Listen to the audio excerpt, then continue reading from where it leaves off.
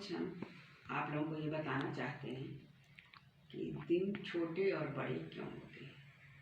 सभी लोग जानते हैं कि पृथ्वी सूर्य का चक्कर लगाती है, इसी वजह से ऋतुओं में परिवर्तन होता है और दिन और रात होते हैं।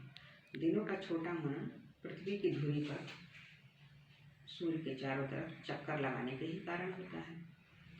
जब सूर्य की पृथ्वी अपनी धुरी पर 23.5 डिग्री झुकी हुई होती है, जब पृथ्वी के झुकाव के कारण सूर्य की किरणें उत्तरी और दक्षिणी गोलार्ध पर अलग अलग समय पर सीधी या तिरछी पड़ती हैं, तो मौसम अलग अलग होता है। उत्तरी गोलार्ध में दूसरा मौसम और दक्षिणी गोलार्ध के देशों में दूसरा मौसम होता है।